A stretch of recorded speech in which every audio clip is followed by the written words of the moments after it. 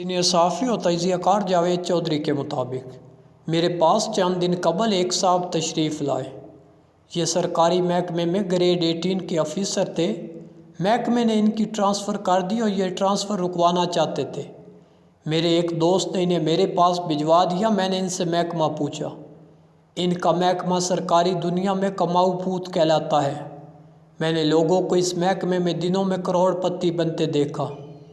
मेरा ख्याल था ये भी लाजमन करोड़पति होंगे और ये अब कोई ऐसी पोजीशन तलाश कर रहे होंगे जो इन्हें अरबपति बना दे। मैंने इनकी मौजूदा पोस्टिंग के बारे में पूछा। पता चला ये इस वक्त खुड्डे लाइन है। ये दफ्तर की किसी रिसर्च विंग में है और इनके महकमे में कोई ऐसी विंग है, कोई रिसर्च है और ना ही कोई दफ्तर। ये रोज़ाना ऑफिस जाते हैं, दूसरे के दफ्तर में बैठते हैं, छुट्टी के वक्त वापस आ जाते हैं। मैंने अंदाज़ा लगाया ये यहाँ से निकलकर किसी ऐसी पोजीशन पर जाना चाहते होंगे जहाँ सरकारी घर भी हो, गाड़ी भी हो और कमाई के 2-4 अच्छे सोर्स भी। लिहाजा मैंने इनसे पूछा, आप कहाँ पोस्टिंग चाहते हैं? ये शर्मा कर बोले, मैं यहीं अपनी इसी पोस्टिंग पर रहना चाहता हूँ।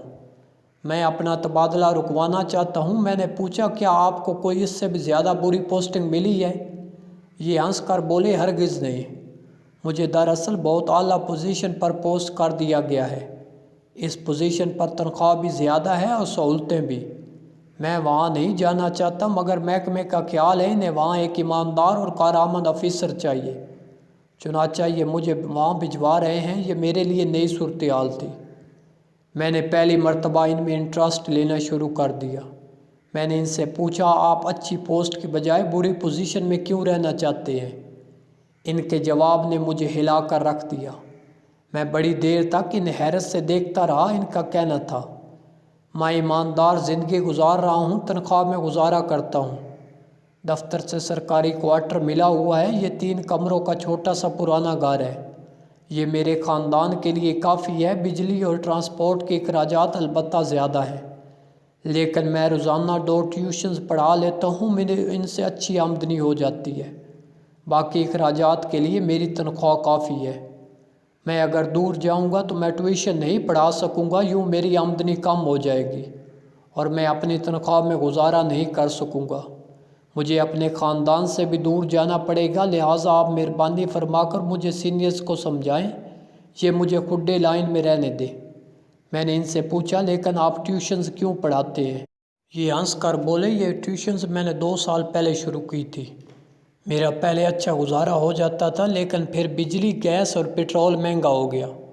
ग्रोसरी के रेट्स भी बढ़ गए, बच्चों की फ़ीसें भी ज़्यादा हो गई। मेरे पास 2 ऑप्शन थे, मैं अपने बच्चों को हराम खिलाता या फिर मैं अपनी आमदनी में इजाफ़ा कर लेता। मैंने CSS से पहले MSc की थी। इस्लामाबाद एक खुशहाल शहर है, लोगों को यहाँ अच्छे ट्यूटर्स चाहिए होते हैं। चुनाचा मैंने ट्यूशन शुरू कर दी। मैं अब रोज़ाना 2 घंटे पढ़ाता हूँ और मेरे बिल्स और बच्चों की फ़ीसें पूरी हो जाती हैं। वो खामोश हो गए। मैं बड़ी देर तक इन्हें देखता रहा और आखिर में उठकर इनको गले लगा लिया। वो चले गए, लेकिन मुझे सोच के नए ज़ाविये दे गए। हम ज़िंदगी में भाग दौड़ क्यों करते हैं? इसकी 2 ही वजूहात होती है, फैमिली और अच्छी लाइफ। और आपको अगर ये दोनों मिल रही हों तो फिर बंदरों की तरह एक दरख्त से दूसरे और एक टहनी से दूसरी पर छलांग लगाने की क्या ज़रूरत है? दूसरा, मुल्क में अगर महंगाई है तो इसका एक ही हल है, हम अपनी आमदनी में इजाफ़ा कर लें और बस। अगर ये शख्स ये दोनों काम कर रहा है, ये अपने ख़ानदान के साथ ज़्यादा से ज़्यादा वक्त गुजार कर खुश है। दूसरा, अगर इसके अखराजात में इजाफ़ा हुआ तो इसने सोचा, मैं अपनी आमदनी में आसानी के साथ किसी तरह इजाफ़ा कर सकता हूँ। इसे महसूस हुआ ये ट्यूशन पढ़ाकर 60-70 हज़ार रुपये कमा सकता है। इसने ट्यूशन्स पढ़ाना शुरू कर दी। इस मामले में इसने CSS 18वें ग्रेड और अपने सो कॉल्ड स्टेटस को रास्ते की दीवार नहीं बनने दिया। लिहाजा ये एक खुशहाल और कामयाब ज़िंदगी गुजार रहा है। अब सवाल ये है, हम बाकी सब लोग इस तरह क्यों नहीं सोचते? हम अपने वसाइल के साथ ज़िंदगी को रीशेप क्यों नहीं करते? पाकिस्तान इस वक्त 4 खौफनाक मसलों का शिकार है। पहला मसला पेट्रोल है। पेट्रोल की कीमत पूरी दुनिया में ज़्यादा हो रही है और इसमें अगले 3 साल कमी का कोई चांस नहीं। इसकी बुनियादी वजह दुनिया में तेल के 2 बड़े एक्सपोर्टर हैं, रूस और सऊदी अरब। روس یوکرین کے ساتھ جنگ لڑ رہا ہے جبکہ سعودی عرب دنیا کا مہنگا ترین شہر بنا رہا ہے اور دونوں کو اس کے لیے رقم چاہیے، لہٰذا دونوں نے مل کر پیٹرول کی قیمت بڑھا دی۔ قیمت $80 فی بیرل سے $120 فی بیرل ہو چکی ہے اور اس میں مزید اضافہ ہوگا۔ پاکستان میں بھی پیٹرول عنقریب $400 فی لیٹر کراس کر جائے گا۔ اگر یہ قیمت کم بھی ہوگی تو بھی ڈیزل مسلسل اوپر جائے گا، کیونکہ دنیا بھر کے تمام بحری جہاز ماحولیاتی آلودگی کی وجہ سے فرنس آئل سے ڈیزل پر شفٹ ہو رہے ہیں۔ اس کے نتیجے میں ڈیزل کی مانگ کئی گنا بڑھ جائے گی اور یوں اس کی قیمت میں اضافہ ہو جائے گا۔ چنانچہ ہمیں ذہنی، سماجی اور معاشی لحاظ سے تیاری کر لینی چاہیے۔ ہمیں خود کو پیدل، پبلک ٹرانسپورٹ اور کم سے کم پیٹرول کے استعمال کے لیے تیار کر لینا چاہیے۔ ہمارا سب سے بڑا دوسرا ایشو بجلی ہے۔ واپڈا ہر سال 3700 ارب روپے کی بجلی بیچتا ہے۔ 599 ارب روپے کی بجلی چوری ہو جاتی ہے۔ بجلی چوری روکنے کے لیے تگڑا سسٹم چاہیے اور اس سسٹم پر چوری سے زیادہ رقم خرچ ہوگی اور ہمارے پاس سرے 10 رقم موجود نہیں۔ ہم ہر سال بجلی پیدا کرنے والے اداروں کو 2200 ارب روپے بجلی پیدا کرنے کی کیپیسٹی پیمنٹس کی مد میں ادا کرتے ہیں۔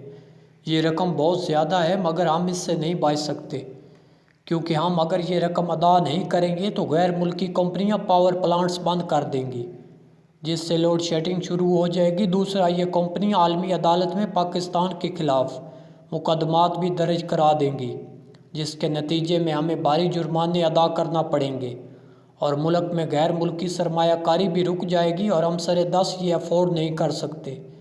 لہٰذا ہم روئیں پیٹیں سیاستدانوں اور سرکاری ملازموں کو پھینٹا لگائیں یا پھر سڑکیں اور ریلوے ٹریکس بند کر دیں، لیکن بجلی روزانہ کی بنیاد پر مہنگی ہوگی اور ہمیں ہر ماہ پہلے سے زیادہ مہنگی بجلی خریدنا پڑے گی۔ حقیقت یہ ہے، ہم اگر آج اپنے میٹر بند کر دیں تو بھی ہمیں 2/3 بل دینا پڑیں گے اور یہ کیپیسٹی پیمنٹس ہوں گے، لہٰذا آپ ذہنی طور پر تیار رہیں اور احتجاج کی بجائے متبادل کے بارے میں سوچنا شروع کر دیں۔ ہمارا تیسرا مسئلہ گیس ہے۔ ہمارے گیس کے لوکل ذخائر ہماری ضرورت سے کہیں نیچے جا چکے ہیں۔ ہم اب LNG کے بغیر گزارا نہیں کر سکتے۔ LNG مہنگی بھی ہو چکی اور ہمارے پاس خریدنے کے لیے ڈالرز بھی نہیں۔ چنانچہ یہ سردیاں بھی بہت مشکل اور مہنگی ہوں گی اور اس کی مہنگائی میں ہر سال اضافہ بھی ہوتا چلا جائے گا۔ یہ یاد رکھیں، نومبر اور دسمبر کے گیس کے بل عوام کو بجلی اور پیٹرول کی قیمتیں بھلا دیں گے۔ ہمارا چوتھا مسئلہ مہنگائی ہے۔ مہنگائی کی بے شمار وجوہات ہیں: آبادی، زراعت میں کمی، بجلی، گیس اور پیٹرول کی مہنگائی، ڈالر کی قیمت میں اضافہ اور امپورٹس پر انحصار۔ مہنگائی کی 21 بڑی وجوہات ہیں، جس کے نتیجے میں مہنگائی مزید بڑھے گی۔ چنانچہ پھر عوام کے پاس کیا آپشن بچتا ہے؟ ہمارے پاس صرف 2 آپشن بچتے ہیں: بچت اور اپنے مالی وسائل میں اضافہ۔